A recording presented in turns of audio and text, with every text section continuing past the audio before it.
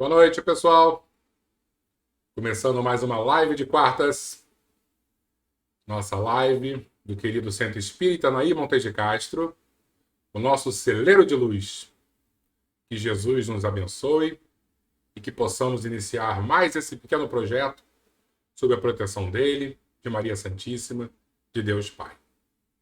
Espero que todos estejam muito bem e animados com esse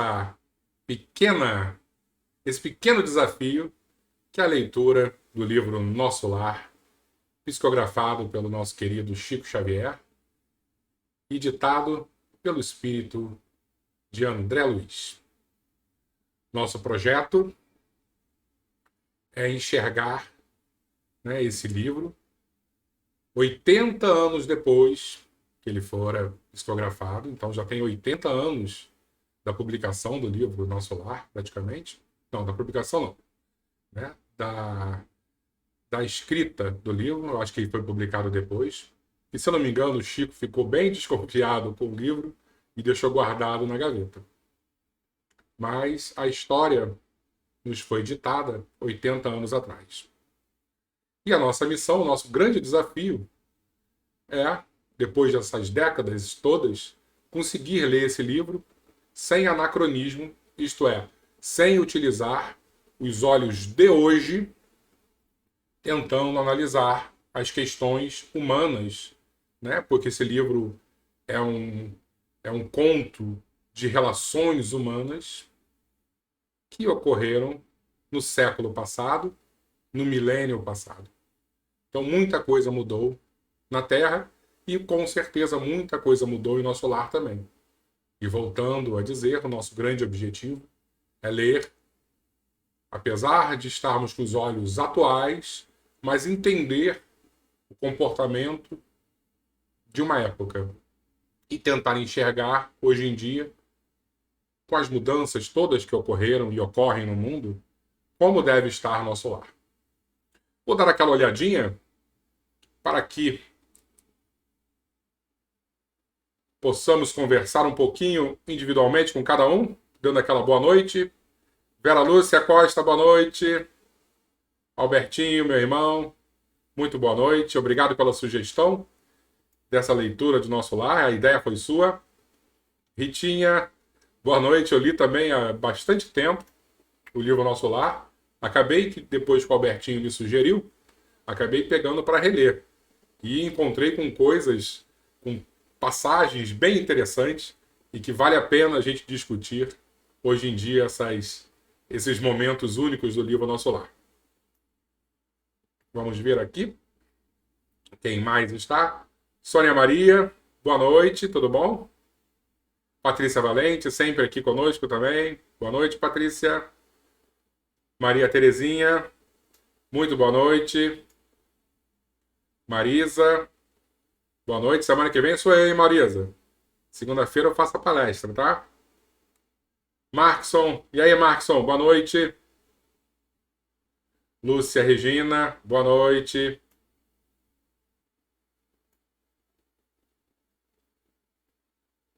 Sônia Borba, boa noite. Denise, tudo bom, Denise? Boa noite. Silvia, boa noite, Silvia. Elizabeth Marques, boa noite. Muita gente veio, hein? Né, Viana, boa noite. Aninha, boa noite. Rosimério, boa noite. Fátima Borges, boa noite. Eliane, boa noite. A Vera Lúcia falou que foi o primeiro livro espírita dela lido. Eu acho que foi um dos meus primeiros também, hein? Enfim, já temos um bom número. Acho que podemos iniciar. Então, qual é a minha proposta de hoje?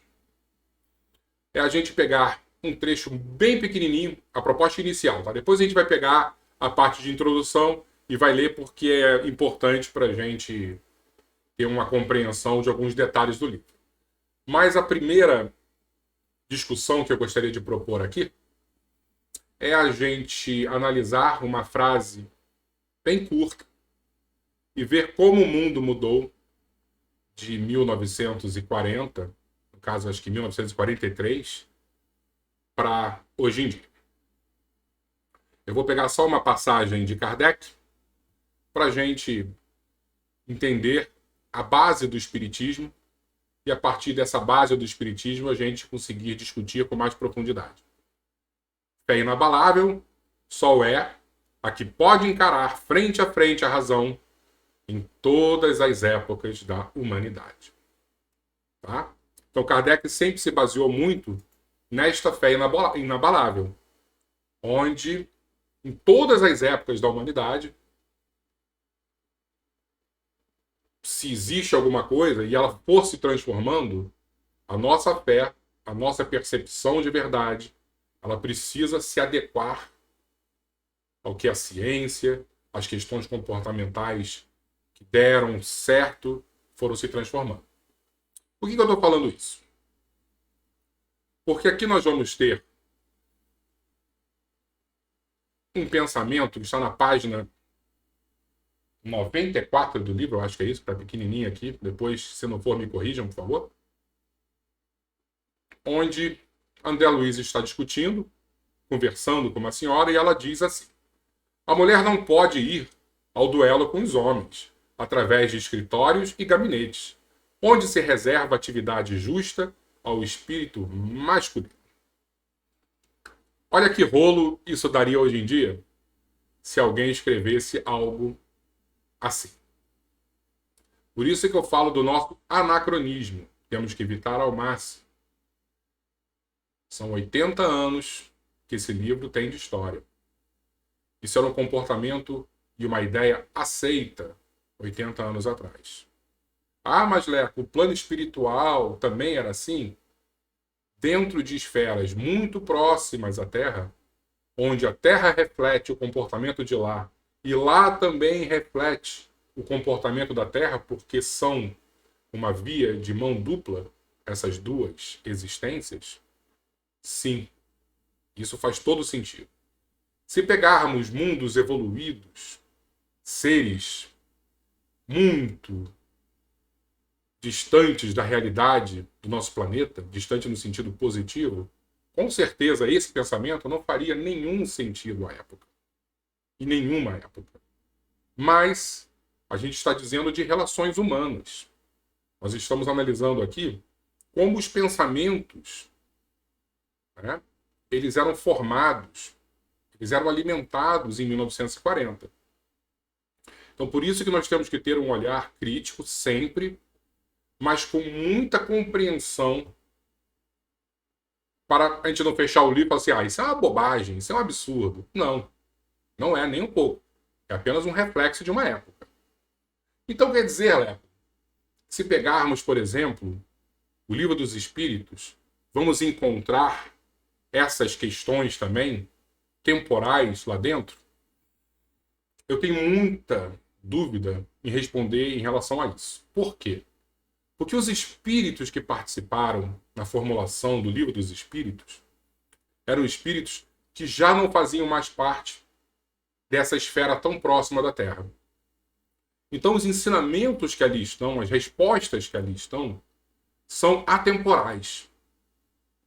Elas são completamente desconectadas dos nossos erros, dos nossos vícios, da nossa imaturidade.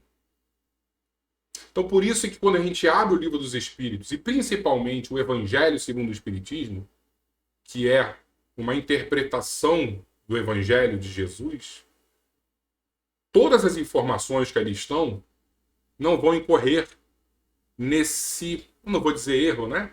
Mas nesse problema. Porque, eu vou repetir, são questões atemporais, são questões morais elevadíssimas. E em todas as épocas da humanidade, os ensinamentos dali vão fazer sentido. Isso se aplica, por exemplo, a Kardec? Já tenho outra dúvida. Por quê? Porque Kardec era fruto de uma época da Europa. Kardec era um homem que, para mim, era exemplar, mas que refletia também um tempo, uma sociedade, uma cultura. e até um desconhecimento dos valores verdadeiros que existiam ali na Europa, que ainda eram muito primitivos. Ele fazia parte daquele aquário. Mesmo sendo um espírito, que para mim é um espírito de muita luz, ele se revestiu de carne e viveu num mundo, deixa eu botar aqui, viveu num mundo que estava sujeito a diversas questões que poderiam, de alguma maneira, confundi-lo. Então a gente vai ver alguns comportamentos de Kardec, algumas perguntas, que refletem sim uma época. Por isso que a religião não é a religião, a doutrina de Kardec. É a doutrina dos espíritos. Tá? Isso a gente tem que ter muito em mente. Então, quando a gente pega, por exemplo, um exemplo que eu vou dar de uma pergunta de Kardec, a gente já discutiu aqui, né, que Kardec era discípulo de Pestalozzi. Pestalozzi, um suíço, muito culto, um grande educador, era discípulo de Rousseau, outro suíço, que acabou fazendo muito sucesso na França, né, como um grande iluminista. E Rousseau, a gente já discutiu aqui também, ele achava que os males da sociedade, os males da humanidade, eram a civilização, né, a sociedade. E chega um momento que Kardec pergunta para os espíritos, e ele faz essa pergunta baseado na filosofia russoniana. E os espíritos imediatamente corrigem Kardec. Então, o que eu quero dizer para vocês é, Kardec estava imerso numa cultura, mas os espíritos não. Os espíritos sempre serão atemporais. Esses espíritos de muita elevação. Mas quando estamos lendo livros de André Luiz, estamos discutindo relações humanas, de espíritos que acabaram de desencarnar. Então, muitas das vezes, vão chegar nas nossas mãos, na nossa compreensão, questões do passado. Ok? Dito isso, eu vou voltar aqui com a nossa fé inabalável para a gente entender um conceito novo, que é o conservadorismo, que vai acabar nos guiando durante muito tempo em relação a muitas obras espíritas. Tá? O que seria o conservadorismo? E por que eu estou falando isso? Porque essa palavra gera muita confusão no meio espírita. Se você diz que é conservador, as pessoas vão achar que você está concordando com essa citação aqui. Não. Ele é conservador, ele acha realmente que as mulheres têm que ficar dentro de casa, não pode disputar espaço com os homens. Será que isso é conservadorismo? Essa vai ser a nossa introdução hoje. Tá bom? Então a gente vai voltar um pouquinho, já que a gente falou de Rousseau, a gente vai falar de contratualistas anteriores a Rousseau. Então, o primeiro contratualista é Thomas Hobbes, né? Ele surge na Inglaterra, e ele vai dizer que o ser humano nasce mal, e por ser mal, era necessário um governo com a mão muito forte, muito dura, para conseguir domar esse lobo. Ele dizia que o homem era lobo do homem. Tá? É o nosso primeiro contratualista. O tempo vai passando, o rei vai perdendo poder, deixa de ser absoluto na Inglaterra, e novas ideias surgem, e aí surge John Locke, o nosso segundo contratualista, dizendo o quê? Que o ser humano não nasce nem bom nem mal, e para ele conseguir se desenvolver bem, de alguma forma, o Estado precisa garantir alguns direitos básicos, como direito à vida, direito à liberdade, direito à propriedade privada. E esse pensamento acaba empurrando a Inglaterra para uma revolução, a chamada Revolução Gloriosa, onde o rei para de governar e começa apenas a reinar. Quem governa realmente é o parlamento, como até hoje é na Inglaterra. Surge o nosso terceiro contratualista, a gente já falou hoje aqui, Jean-Jacques Rousseau, e ele vai dizer o quê? Que o ser humano nasce bom, mas quem o corrompe é a sociedade. E porque a sociedade o corrompe, a proposta dele era uma ruptura, uma grande revolução para acabar com toda a base cultural, social, permitindo que o ser humano voltasse a ser aquele selvagem puro, né? O bom selvagem. O grande problema é que esse pensamento de Rousseau causou uma profunda indignação e mal-estar em alguns outros filósofos da época. E aí vai surgir o nosso quarto contratualista, muito pouco falado hoje em dia, mas que, para a gente que está discutindo o conservadorismo hoje aqui, na nossa introdução do livro Nosso Lar, é importante. Edmund Burke era um pensador irlandês. Ele acaba trabalhando muito tempo na Inglaterra, né? Sempre a Inglaterra e a França estão sempre movidas nessas grandes revoluções culturais. E ele previu que o pensamento de Rousseau não ia dar certo. E acabaram as cabeças rolando com a Revolução Francesa, né? E o radar começou a apontar para Edmund Burke e ele começou a passar para as pessoas um novo contrato social. E o contrato social dele, a gente vai resumir demais, porque não a gente vai ficar muito tempo aqui falando sobre isso, dizia que o Estado tem responsabilidade com o indivíduo. Mas além de ter responsabilidade com o indivíduo, com nós, seres vivos aqui, existentes no plano físico, ele também tem responsabilidade com os que já morreram e com os que vão nascer. E ele não era espírita. O que ele estava dizendo? Que para a sociedade crescer de maneira harmônica, nós não podemos jogar fora, como Rousseau propunha, as experiências do passado, as tradições, a cultura, toda a base da sociedade. Porque, e aí eu gosto de fazer aquela comparação com a maturidade do pai, da mãe, da avó, que chega para o neto, para o filho e fala: isso não vai dar certo. Eu já fiz isso no passado e não deu certo. E muitas das vezes o adolescente, o jovem vai dizer: não, deixa eu viver a minha vida, eu sei o que eu estou fazendo. E a maioria das vezes não dá certo realmente.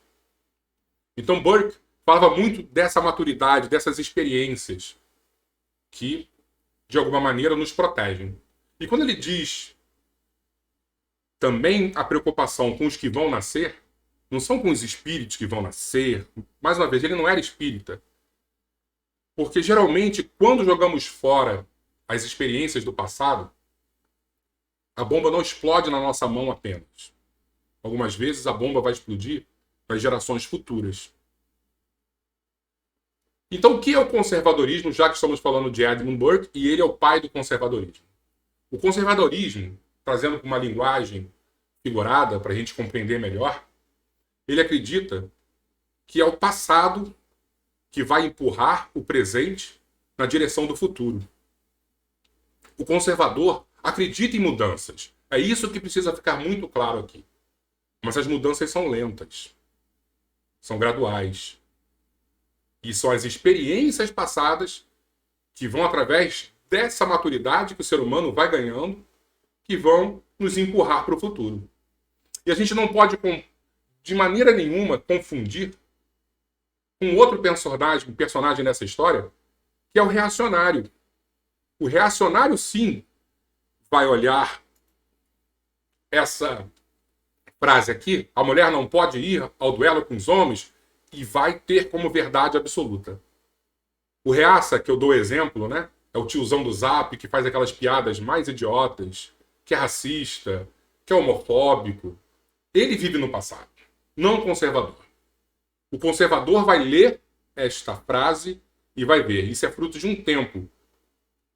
As décadas passaram, a mulher foi disputar o mercado de trabalho, ainda está, de maneira ainda com grandes dificuldades, e isso não trouxe nenhum tipo de problema, ou grandes problemas.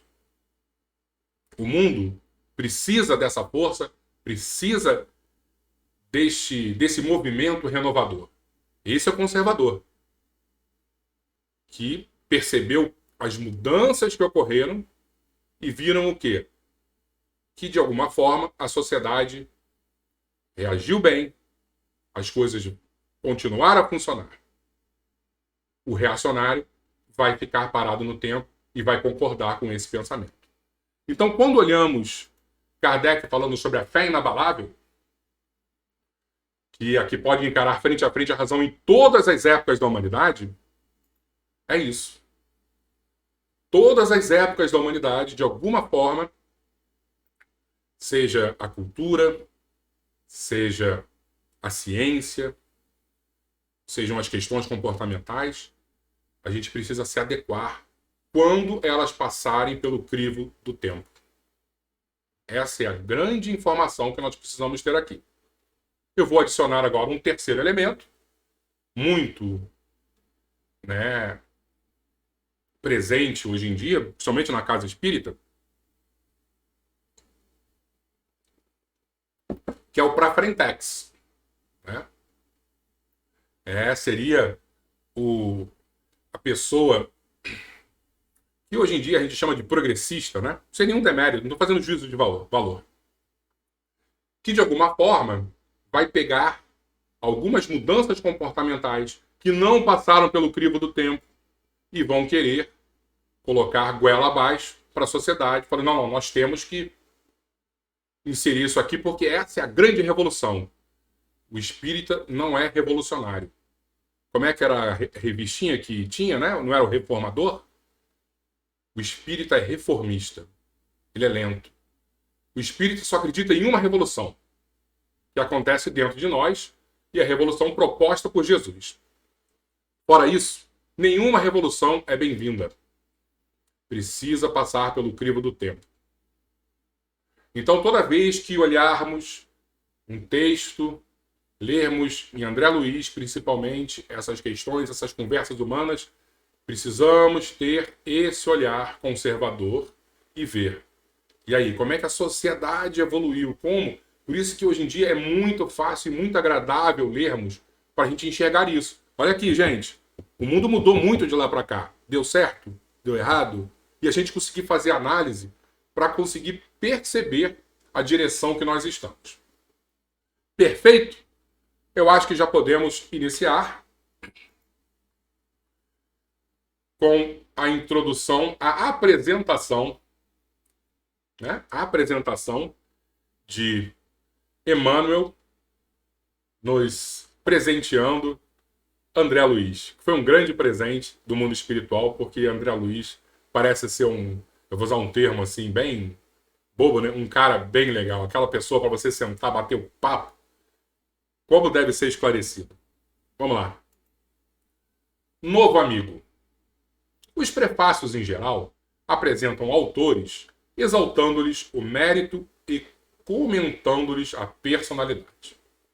O prefácio você está apresentando para o leitor, quem escreveu o livro. Aqui, porém, a situação é diferente. Embalde, os companheiros encarnados, sem sucesso, os companheiros encarnados procurariam o médico André Luiz nos catálogos da convenção. Então, quantas pessoas quiseram tentar descobrir quem era André Luiz à época? Poxa, que médico é esse? Por vezes, o anonimato é filho do legítimo entendimento e do verdadeiro amor. Para redimirmos o passado escabroso, modificam-se tabelas da nomenclatura usual na reencarnação. Funciona o esquecimento temporário como bênção da divina misericórdia. Isso é muito importante. Para a gente redimir o nosso passado delituoso, quantos erros cometemos, as tabelas da nomenclatura, nossa personalidade vai mudar. Nosso nome, nossa família, nossa roupagem física, muitas vezes nosso sexo vai modificar. Funciona o esquecimento temporário como bênção divina da divina misericórdia. André precisou igualmente cerrar a cortina sobre si mesmo. E é óbvio, Aquele escândalo com Humberto de Campos, que a família acabou entrando na justiça, vocês devem lembrar disso. que a família de Humberto de Campos processou o Chico Xavier e acabou que ele precisou até mudar de nome, colocar um pseudônimo, né? Irmão X, para não mais assinar como Humberto de Campos.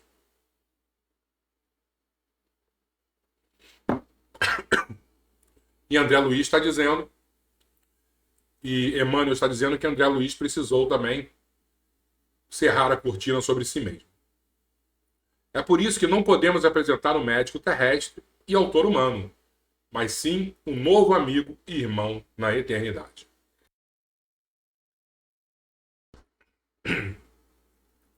Por trazer valiosas impressões aos companheiros do mundo, necessitou despojar-se de todas as convenções, inclusive a do próprio nome, para não ferir corações amados, envolvidos ainda nos velhos mantos da ilusão. Os que colhem as espigas maduras não devem ofender os que plantam à distância, nem perturbar a lavoura verde ainda em flor. Isso é muito bonito, né?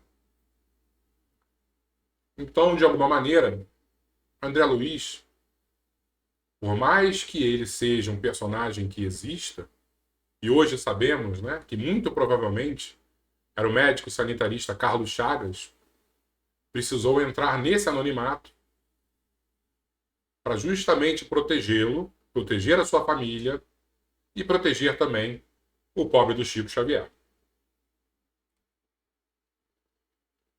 Por trazer valiosas impressões aos companheiros do mundo, necessitou despojar-se de todas... Isso eu já li, né? Isso. Desculpa.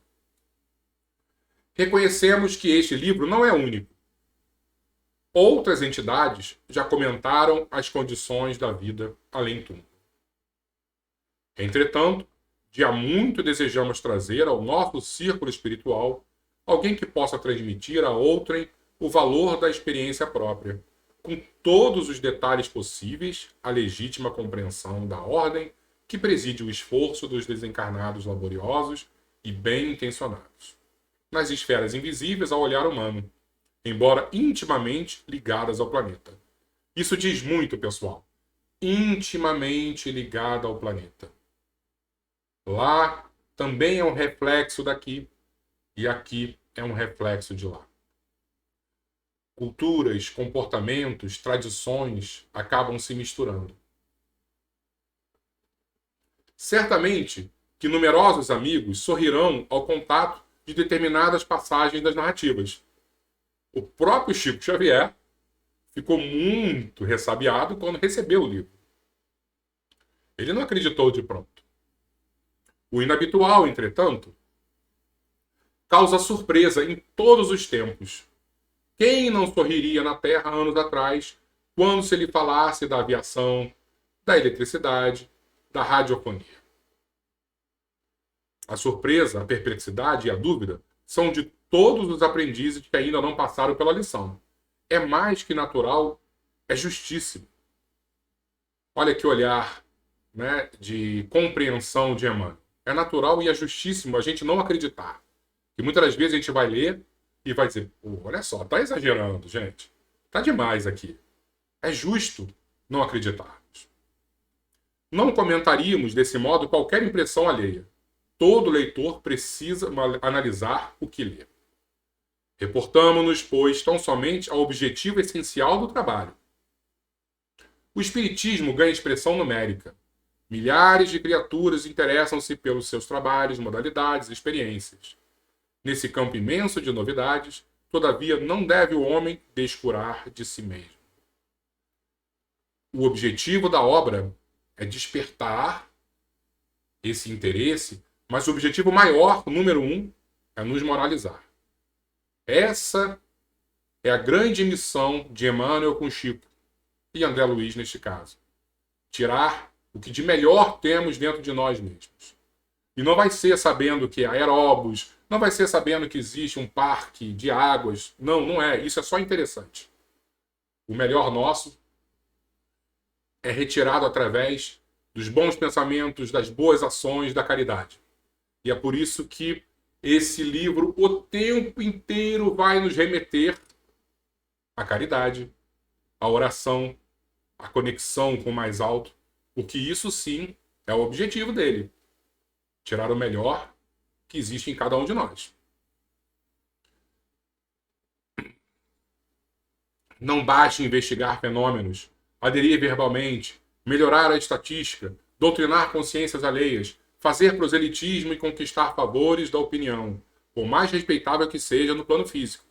É indispensável cogitar do conhecimento de nossos infinitos potenciais, aplicando-os, por nossa vez, nos serviços do bem.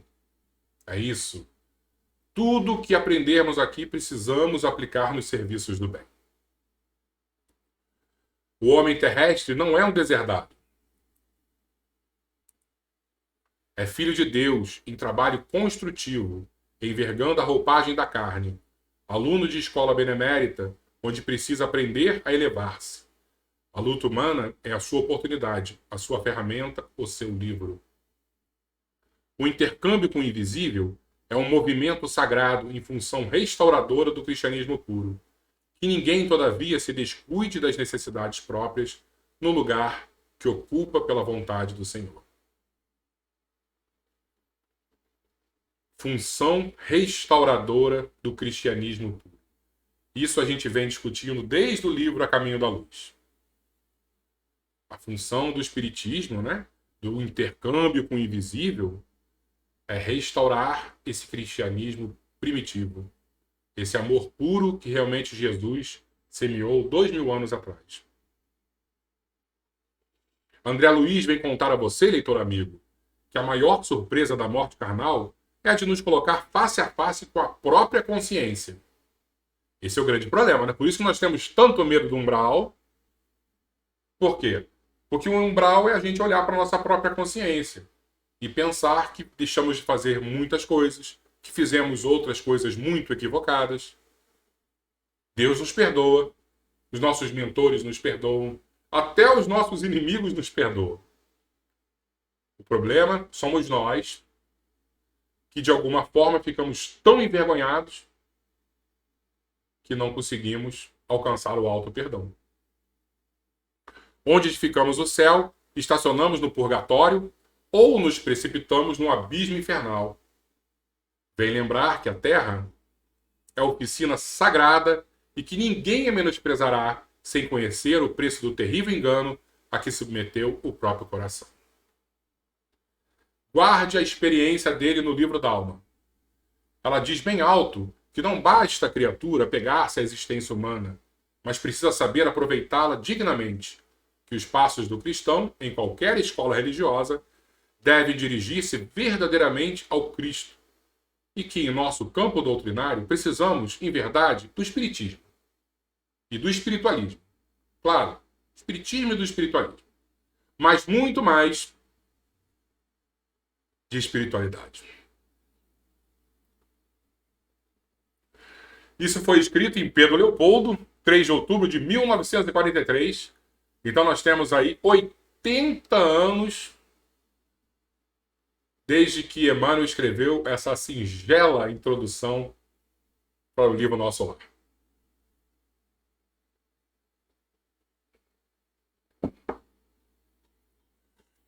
E agora nós temos uma mensagem de André Luiz, também se apresentando. A vida não cessa. A vida é fonte eterna e a morte é jogo escuro das ilusões. O que eu acho já mais interessante é que é uma outra pessoa escrevendo. A escrita é diferente. Não é, Emmanuel. Nós passamos aí uns 4 meses lendo A Caminho da Luz.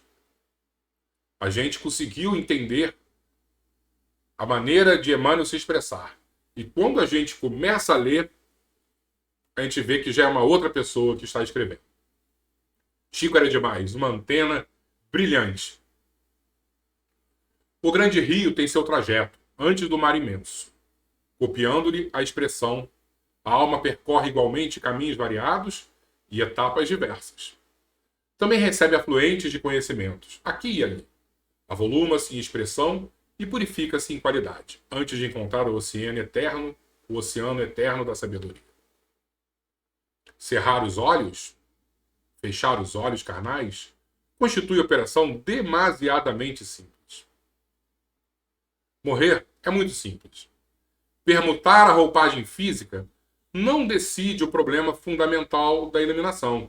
Como a troca de vestido nada tem a ver com as soluções profundas do destino e do ser. Isso para nós, para a gente, é muito importante, porque cai aquele mito de que morreu, virou santo. Ah, agora ele virou santo, agora ele vai me ajudar. Eu vou rezar agora para fulano porque ele é espírito. Permutar a roupagem física não decide o problema fundamental da eliminação. O fato da gente sair de um plano e ir para o outro, a gente não vira iluminado. Ó caminhos das almas misteriosos caminhos do coração. É mister percorrer-vos antes de tentar a suprema equação da vida eterna. É indispensável viver o vosso drama, conhecer-vos detalhe a detalhe no longo processo do aperfeiçoamento espiritual. Eu li errado lá, tá? É mister. Seria extremamente infantil a crença de que o simples baixar do pano resolvesse transcendentes questões do infinito. Baixar do plano é bem teatral, né? Acabou a peça, baixa aquele plano e resolveu. É extremamente infantil essa crença. Morreu, tudo se resolveu para o infinito. E aí ele vem com uma filosofia tão bonita. Deixa eu botar uma água para mim aqui.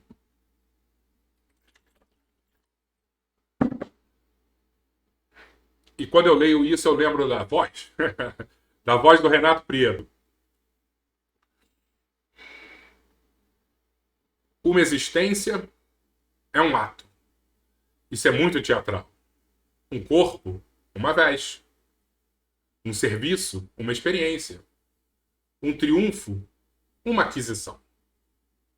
Uma morte, um sopro renovador. Eu acho que eu não li, né? Um século, um dia. E esse para mim é o mais importante. Um século, um dia. Quando eu tinha 15 anos que eu li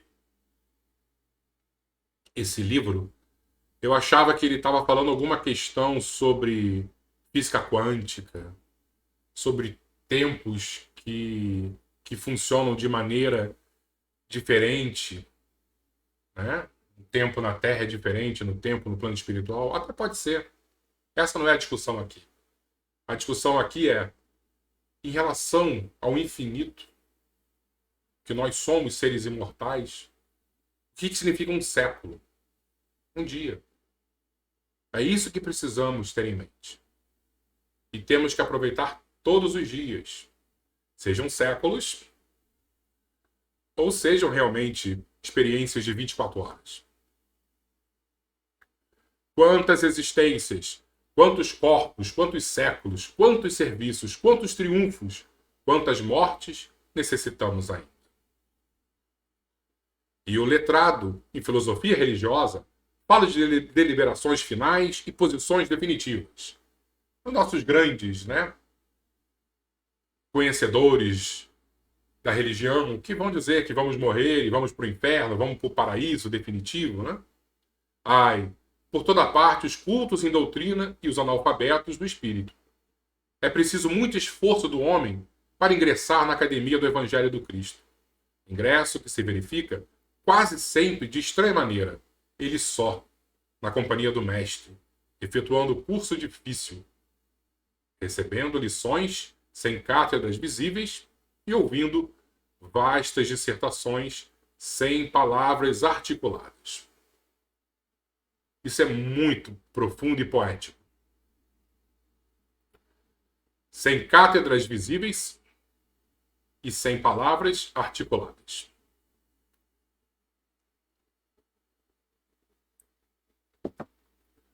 Muito longa, portanto, nossa jornada laboriosa. Nosso esforço pobre quer traduzir apenas uma ideia dessa verdade fundamental. Grato, pois, meus amigos, manifestamo-nos junto a vós outros no anonimato que obedece à caridade fraternal. A existência humana apresenta a grande maioria de vasos frágeis que não podem conter ainda toda a verdade. Aliás, não nos interessaria agora senão a experiência profunda nos seus valores coletivos. Não atormentaremos alguém com a ideia da eternidade. Que os vasos se fortaleçam, em primeiro lugar. Forneceremos somente algumas ligeiras notícias ao espírito sequioso dos nossos irmãos da senda de realização espiritual, que compreendem conosco que o espírito sopra onde quer. Então vão ser pequenas pinceladas do mundo espiritual. Quanto mais vamos nos surpreender quando um dia alcançarmos esferas maiores, hein? Vamos perder a arrogância de achar que conhecemos porque lemos, porque somos espíritas, que não vamos nos surpreender. Vamos nos surpreender demais com as cores, com os cheiros, com os comportamentos. Muita coisa vai nos surpreender. E agora, amigos, que meus agradecimentos se calem no papel, recolhendo-se ao grande silêncio da simpatia e da gratidão. Atração e reconhecimento, amor e júbilo moram na alma. Crede que guardarei semelhantes valores comigo, a vosso respeito, no santuário do coração. Que o Senhor nos abençoe. André Luiz. E aí, semana que vem, semana que vem não, porque eu tenho um compromisso de trabalho, então a gente vai passar 15 dias para iniciar o livro, eu peço 1000 desculpas, mas vamos iniciar com as zonas inferiores. E para aqueles que têm medo do umbral, fiquem atentos, hein? Porque esse início dá um certo arrepio. Espero que vocês tenham gostado dessa pequena introdução. E eu gostaria de passar algumas informações. Porque aqui a gente vai pegar, nos nossos estudos, né? Claro que quando eu fizer, porque eu vou chamar várias pessoas, preparem-se porque eu vou chamar várias pessoas para lerem alguns capítulos, alguns textos aqui. Acho que todo mundo vai trabalhar um pouquinho nesse livro e é muito importante isso. Nós vamos, de alguma forma, trazer informações de bastidores, mesmo sem grandes comprovações, mas aquelas, eu ouvi um amigo do Chico comentar a respeito disso. Eu já li num livro que falou a respeito daquilo. Né? Por exemplo, um amigo próximo do Chico ficou perturbando ele a respeito de quem eram os grandes responsáveis pelo texto do livro Nosso Lar. Porque André Luiz foi um colaborador, mas houve, no plano espiritual superior, uma direção, uma orientação do que poderia ou não ser dito. Que muitas coisas, se fossem faladas, se fossem trazidas, poderia de alguma forma trazer problemas para os espíritos ou para quem estivesse lendo. E Chico não comentava, mas ele falou que eram mais de 10 grandes colaboradores. Acabou que ele perturbou tanto o Chico que o Chico disse apenas um nome. E era nada mais, nada menos do que o filósofo grego Sócrates. Ele era um grande colaborador e ditava as diretrizes do livro.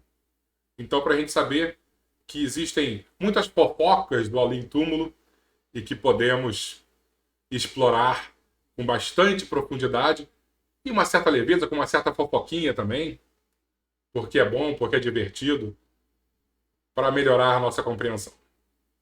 Tá bom? Deixa eu dar aquela olhadinha. Albertinho falando, hein? Sobre o nosso copo de água para a nossa oração final, porque daqui a pouquinho vamos para o nosso momento de prece em conjunto, que é muito importante. E agradeço demais, demais, demais todos vocês aqui. E de alguma forma continuamos com a mesma atmosfera, o mesmo psiquismo do livro A Caminho da Luz. Uma família que se encontra virtualmente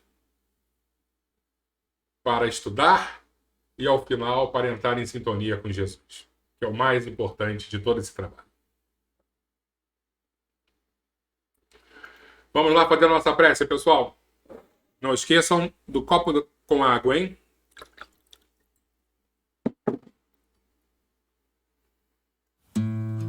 Então vamos fechar os nossos olhos. Vamos lembrar daquele que orienta, daquele que de alguma forma é o gestor de toda a informação, de toda a ciência e de toda a moralidade que nos atinge no planeta. Sim, é o Mestre Jesus. Pensar em Jesus é entrar em sintonia com Ele e com todos os trabalhadores que silenciosamente operam em seu nome. E se hoje recebemos a visita desses irmãos da espiritualidade maior, é porque Jesus está no comando e tem em cada um de nós uma ovelha perdida, uma ovelha que já retornou para casa, uma ovelha que ainda não teve a coragem de se perder e retornar. E muitas das vezes olhamos aquele irmão perdido com uma visão tão crítica e esquecemos, só não seguimos o mesmo caminho porque faltou-nos a coragem, mesmo a coragem equivocada. E um dia vamos tropeçar de maneira igual. É por isso que na nossa oração de hoje, o que mais pedimos é um olhar de compaixão.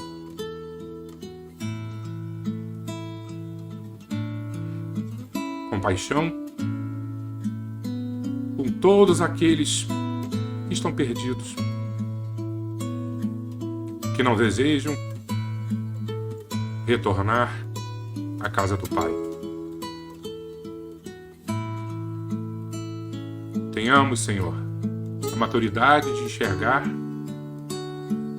em cada coração a dor, a decepção, o distanciamento, mas que enxerguemos isso de maneira muito humana, de maneira muito amorosa.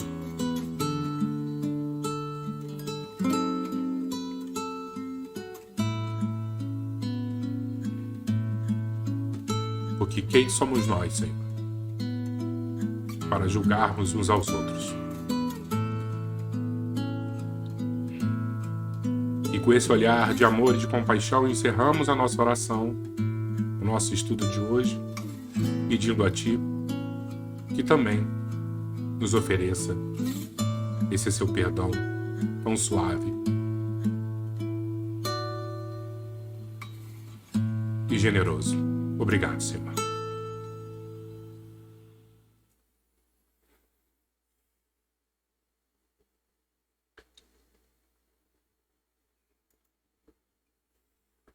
Tem dia que eu quase infarto aqui na oração, hein? São mais presenças fortes.